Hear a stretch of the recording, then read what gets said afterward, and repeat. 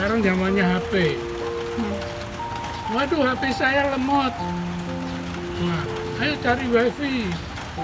Sekarang begitu hati kita lemot dengan Allah. Mau apa kita kalau nggak sholat, nggak baca Al-Quran, nggak puasa?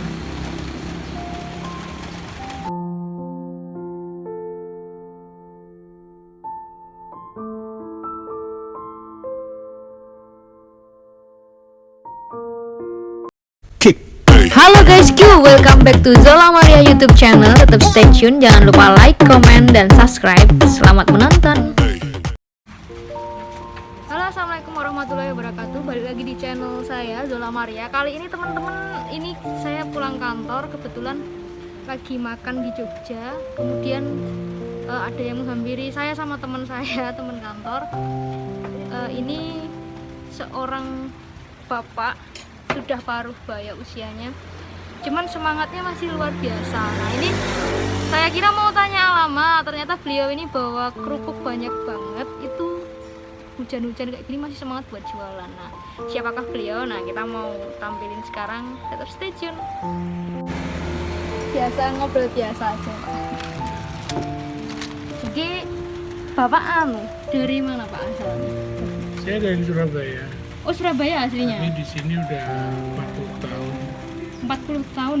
Oh, tinggalnya kalau di Jogja di mana? Di Sambilegi. Sambilegi itu masuknya mana, Mbak? Mekuwo. Oh, Maguwo. Oh, daerah Sleman ya masuknya ya, Pak. Sama itu stadion itu? Sangat jauh, Masih 1 jauh, kilometer utara airport. Iya. Dan Bapak namanya siapa? Hari Pujo Wibowo. Hari Pujo Wibowo. Wibowo. Usianya berapa Pak sekarang, Pak? 64. 64. Wah, Bentar lagi 65. alhamdulillah dikasih umur panjang ya, Pak. Iya, alhamdulillah. Iya.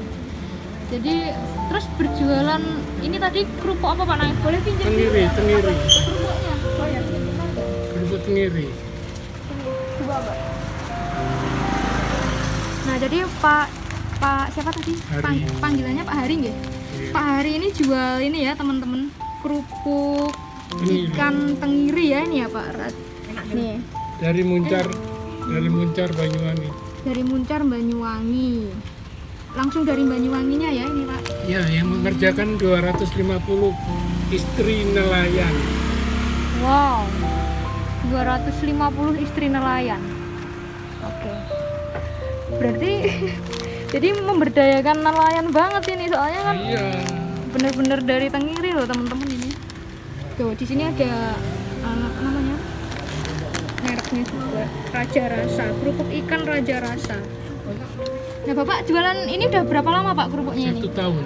1 tahun. 1 tahun berarti ya ketika Covid ini ya Pak. Ya setelah Ya. Covid ya, pertengahan itu ya. Saya punya usaha lain, Apa Pak? kos-kosan. Kos-kosan Ya.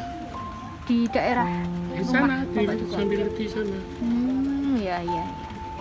Tapi kenapa masih berkeliling berjualan kerupuk Pak? Maksudnya kan Saya nggak bisa Ya. diam. oh gitu. Saya nggak bisa diam. Jadi selalu mencari Inspirasi. inspirasi. Iya. Saya backpacker. Wow, backpacker loh Mbak. Jangan salah ini Bapak. Saya backpacker Eropa, Wow. Jepang, Saudi, Sudah ke Cina. berapa negara Pak? banyak sekali. Banyak sekali. Memulai backpacker dari usia berapa Bapak? Backpacker usia 24. Sampai usia terakhir Aduh, lupa saya. Saya masih bahasa Perancis, Jepang, Inggris. Perancis, Jepang, Inggris. Inggris. 3 bahasa. Iya. Oke. Hanya conversation aja. Kalau nulis udah nggak bisa. Terus kenapa pilihannya kenapa kerupuk ini yang dijual Pak? Dan kenapa harus berkeliling? Harusnya kan seusia segini dengan usaha kos-kosan itu kan udah enak aja di rumah gitu. Perintah Allah kita harus dakwah. Jadi motivasi Bapak itu ya? Dakwah. Jadi banyak orang yang salah jalan. Itu saya salah jalan. Maksudnya gimana? Salah jalan? Saya mengabaikan Al-Quran. Jadi baca Al-Qurannya ya hanya sekedar baca, sholat ya sekedar begini, nggak tahu artinya. Seharusnya. Ya seharusnya ya apa? Apa? Jadi apa artinya surat ini itu harus tahu. Yang kita lafalkan itu harus tahu Iya. artinya. Ya kita ucapkan. Harus Oke. tahu dan tindakannya kita juga harus Al-Quran. Ya. Terus kalau ini berjualan sampai mana, Pak? Biasanya, Pak? Kota Baru, Ceturan,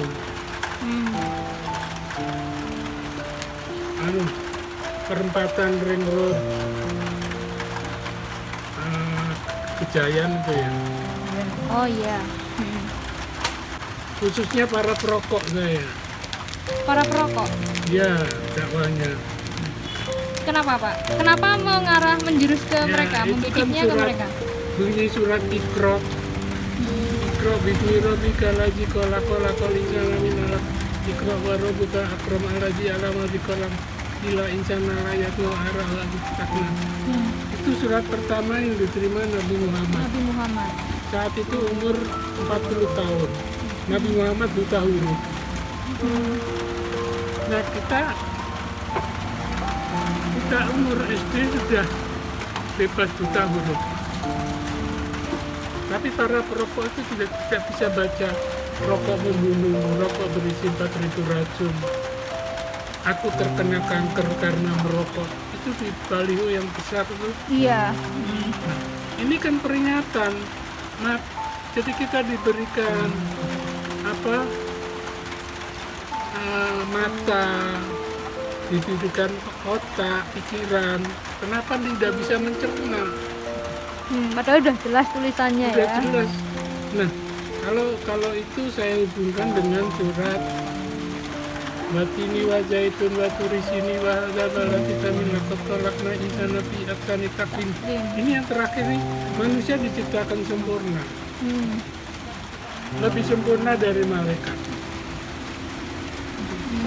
Lebih sempurna kita dari malaikat, dari makhluk-makhluk yang Yang lain. lainnya. Oke. Ya kan? Kenapa nggak bisa mencerna itu asap rokok itu? Karena asap rokok itu tidak cair tidak bisa hilang oleh cairan. Oke. Jadi akan menutupi pembuluh darah. Bayangkan aja pembuluh darah itu sangat kecil dan banyak jumlahnya. Kita makan, diolah di lambung, transfernya pakai darah, Iya. pompa jantung. Nah, khususnya kan pembuluh darah itu hanya untuk muatan darah yang sudah bernutrisi kan, Iya harusnya. Tapi- ke otak, ke mata, ke organ-organ yang lain agar bisa aktivitas, agar bisa melihat, agar bisa berpikir. Tapi diracuni Oleh asap rokok. asap rokok itu kan konyol. Ya. Harusnya kita bisa mencerna itu ya, Pak. Iya, Pesan-pesan itu ya. saya banyak traveling ke Perancis terutama ya, Perancis sama ke Jepang. Di sana banyak orang hanya duduk-duduk ya, nggak merokok, baca. Di pesawat juga baca, di kereta api baca. Ini bangsa kita ini lucu. Oke. Pakai jilbab sekarang juga banyak yang merokok. Masya Allah. Saya tegur, kenapa kamu, apa yang kamu pikirkan? Merokok tidak memecahkan masalah. Saya dulu juga perokok. Tapi di kantor, karena di kantor ada peraturan Tidak boleh merokok. nggak boleh merokok, dihormati. Tapi mayoritas ketika seorang perokok diminta berhenti itu pasti alasannya adalah susah karena sudah kecanduan. nggak ada yang susah. Ini saya buktikan di zaman COVID ini. Teman saya ini yang punya kerupuk ini bangkrut, usahanya besar-besar. 250 istri nelayan ya, Mas ya? Iya. Nah, ini dia bilang, ayo, dia ingat tuh kerupuk ini yang membesarkan dia. Saya bilang, ayo, karena dia bangkrut, dia bingung usaha apa. Ayo dimulai lagi gimana? Yang jualan siapa? Saya. Loh, kan kamu cuma punya sepeda, kenapa sepeda nggak bisa? Nyatanya bisa. 6 bulan saya tempuh dengan sepeda. Sepeda ontel ya? Oke. Iya. Sebelum pakai motor ini ya? Iya. Jadi info teman-teman itu sebelah sana itu ada motornya Pak Hari. Nih, ya beliau ini bawa kerupuk banyak tuh segitu. Nanti kita mendekat ke sana ya setelah ini. Di sebelah sana itu sebelum pakai motor Beat ini beliau tuh jualan keliling pakai sepeda ya Pak, sepeda Ya. ontel ya. Ya itu bisa dilihat di YouTube saya, kisah inspiratif penjual kerupuk. Oke, iya. Jadi ini untuk semuanya ya. Itu ada di surat Al-Baqarah terakhir. Itu lillahi ma fis samawati wa ma fil ardi wa in tubdu ma fi anfusikum aw tubdu yusikum bihi la fayaghfiru liman yasha wallahu ala kulli syai'in qadir. Amma rasulullah bima unsila ilaika wa ma unsila min qablik wa bi akhirati hum yuqinun ulaika ala hudan min rabbihim wa ulaika humul muflihun. La yukallifullahu nafsan illa wus'aha laha ma kasabat wa alaiha ma kasabat. Rabbana la tukhzina in nasina aw akhtana rabbana wa la tahmil alaina isran kama hamaltahu alal ladzina min qablina rabbana wa la tuhammilna ma la taqata lana bihi wa'fu 'anna waghfir lana warhamna anta maulana fansurna 'alal qawmil kafirin. Harus saling mengoreksi. Sekarang zamannya HP. Waduh, HP saya lemot. Wah, ayo cari wifi. Sekarang begitu hati kita lemot dengan Allah. Mau apa kita kalau nggak sholat, nggak baca Al-Quran, nggak puasa? Iya, Itu perintahnya Allah. kewajiban Nah. ya. Kembali ke yang surat terakhir itu, pasti Allah memberikan jalan. Ini kerupuk, ini jalannya. Kerupuk. Jangan dinilai cuman kerupuk. Tidak, istri saya pun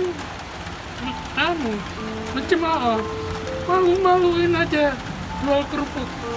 Loh, Nabi Muhammad dulu juga jualan. Pekerjaan yang dicontohkan Rasul itu sebenarnya jualan ya Pak. Iya, jualan. Oke. Jadi jangan pola berpikiran yang Sempit. atau muluk-muluk tapi tidak ada ujung-ujungnya. Harus realistis ya. Harus realistis. Disesuaikan sama usahanya. Boleh punya mimpi cuman harus sesuai dengan usaha kita gitu nggih. Iya. Iya. Mau makan kerupuknya. Kita mau nyobain kerupuknya Pak Hari. Ini yang tadi saya ambil beberapa. Hah? Enak. Temen saya, kakak saya tuh udah nyobain. Katanya enak. Saya cobain ya Pak. Mbak buka gitu. Enak, aku senang gitu kan. Kita coba. Bismillah. Apa aku tuh? Aku seneng sih. Nah, aku loh, tidak asin, tidak anu. Tapi jujur ya teman-teman, ini rasanya tuh pas. Jadi nggak asin, nggak kayak rasa micin gitu nggak. Jadi bener-bener dia kerasa dari bahan utamanya kan ikan tenggiri ya Pak. Ya kerasanya dari ikan tenggirinya itu sih. Dan ini tuh kayak minyaknya nggak begitu ya Mbak, nggak begitu. Gitu kan ada tau kerupuk yang minyaknya tuh di tenggorokan nggak enak. Ini tuh insya Allah nggak enak sih menurutku. Bismillah. Nah, Dan kemasannya ini plastiknya itu tebel, jadi plastik yang nggak cuman plastik abal-abal itu. Dan dia juga, ini tadi sebungkus 5.000 ya Bapak, jualnya sebungkus 5.000 ya Pak. Ini isinya ada 5. Jadi Kalau 1.000 sama 1.000. dengan rokok 1.000. Tapi rokok membawa penyakit, mudarat. Tapi ini enggak. Bedanya itu, tinggal teman-teman pilih mana. Pilih mau beli penyakit apa mau beli ya enggak penyakit gitu. Secara bodohnya gitu. Iya Pak. Enak sih, tapi emang enak. Saya juga sedekah sama perokok-perokok itu ya, karena dia cuma main game sama ngerokok. Ya Allah, kamu hari-harinya kok kamu lakukan hanya itu game rokok. Coba ini kerupuk, baru saya terus dakwah.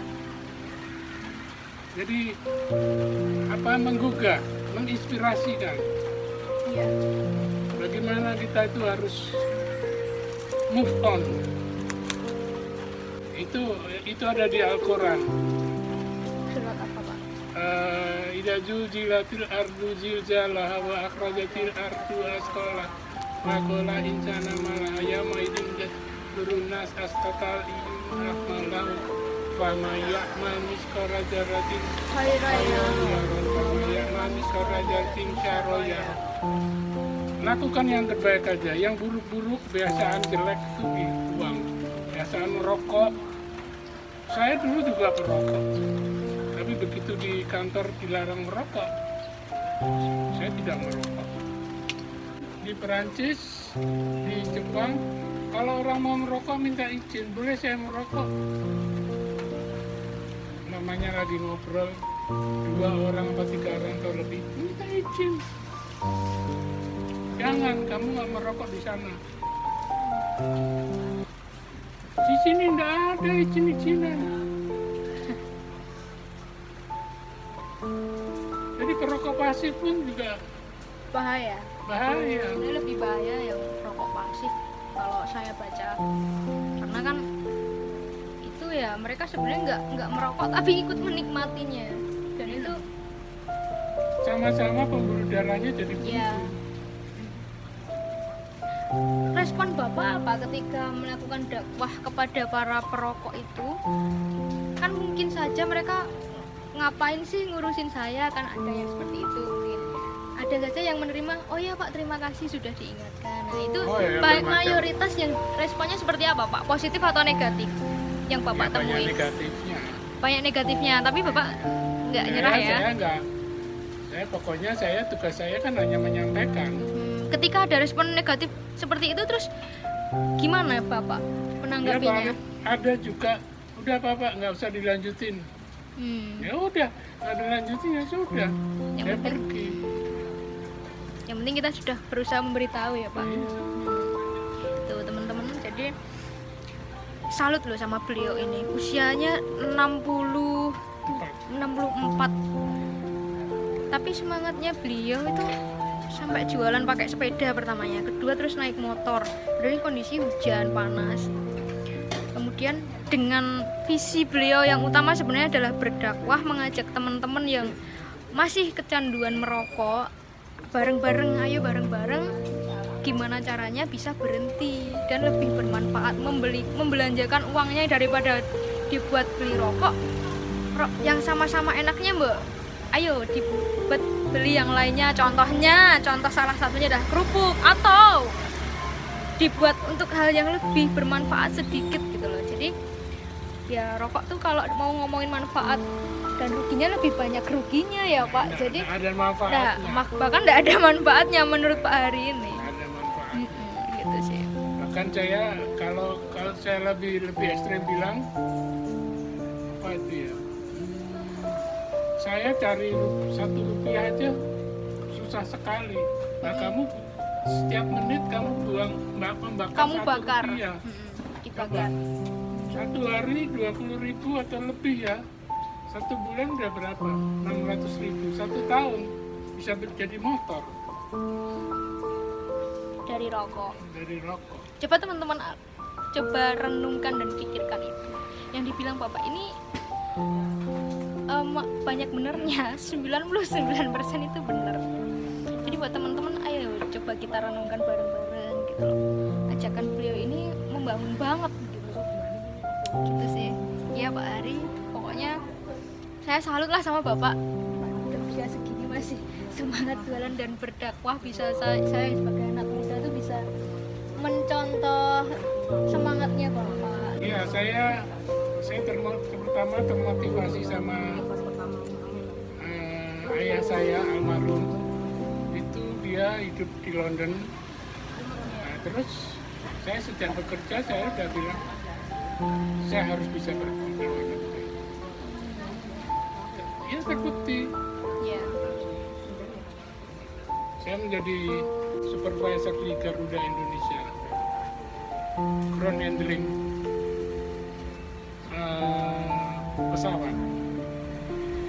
Ini yang bertanggung jawab pesawat bisa berangkat atau enggak itu saya. Dulu Usia berapa itu Pak? sejak umur 24, 23, 24 sampai dengan pensiun kira-kira 33 tahun. Dari ulet.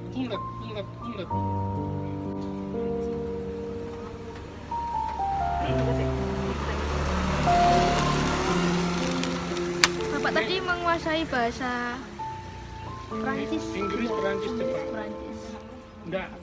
Enggak banyak. Cuman kalau hujan begini pasti pesawat delay sampai 2 jam. Karena apa? Di langit ada gunung. Gumpalan awan, gunung. Gumpalan awan itu kalau sudah besar, dia pindah ke temperatur dingin menjadi es. Gunung. Iya, oke. Itu di surat An-Nur, surat 24, 43. Ini yang pengetahuan. Pesawat nggak bisa. Ini gunungnya, pesawat ke kiri, ke kanan, atas, bawah nggak boleh. Pasti hancur.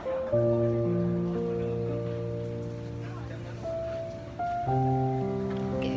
Jadi yang menyebabkan banyak pesawat delay itu Ya. utamanya. Nah, karena saya memimpin 10 sampai 10 departemen lebih. Kalau udah saya membawa data ke kapten,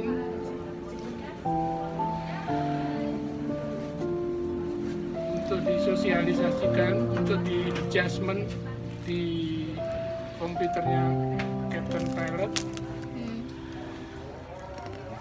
Tapi kalau udah sampai ke weather forecast, saya angkat tangan.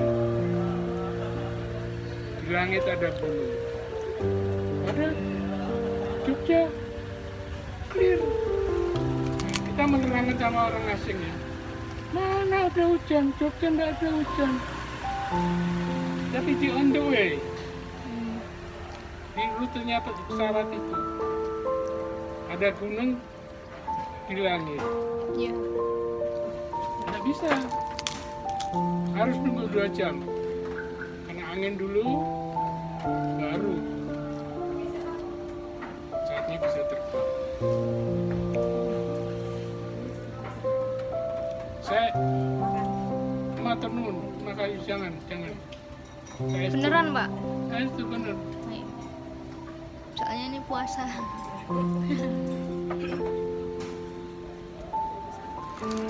Jadi pesawat mendarat 50 menit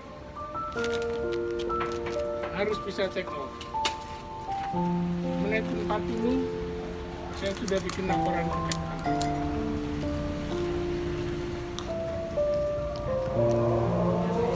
Karena Nah, kembali karena kita mematuhi Al-Quran, ya, terus mendapat hidayah.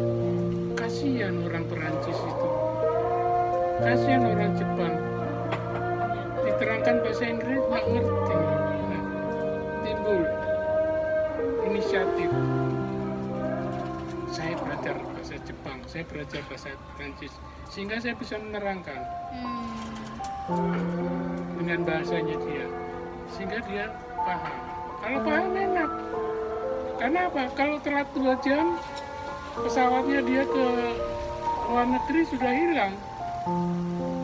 Berarti kita harus mencari alternatif. Ini udah manggil-manggil. Iya, ini iya gitu teman-teman. Jadi kisah inspiratif dari Pak Hari ini banyak poin-poin yang kita ambil. Salah satunya itu tadi semangat beliau, kemudian kemauan untuk belajar, dan ketiga adalah motivasi beliau untuk mengajak teman-teman itu berdakwah dari hal yang kurang bermanfaat menjadi lebih bermanfaat gitu. Itu teman-teman. Jadi karena udah azan maghrib, Bapak mau sholat juga ya, kita mau sholat juga ya, jadi kita terpaksa cut dulu sampai di sini. Mungkin siapa tahu ya Pak, insya Allah nanti misal ke depan ada kesempatan bisa ketemu lagi kan, kita juga nggak tahu. Nanti kita ngobrol lebih lanjut lagi sama Pak Hari gitu teman-teman. Thank you, terima kasih yang udah nonton. Pokoknya kalau ketemu yang area Jogja, kalau misal ketemu sama Pak Hari ini bawa kerupuk ini tadi, kerupuk Tenggiri, jangan lupa buat dilarisin. Ngobrol juga sama beliau karena banyak kalimat-kalimat positif yang bisa kita ambil dari pelajaran dari beliau ini. Gitu nggih Pak. Terima kasih Pak sudah mau masuk di konten saya dan ngobrol sharing sama saya. Banyak manfaat yang saya ambil juga. Gitu aja. Terima kasih. Wassalamualaikum warahmatullahi wabarakatuh. Waalaikumsalam.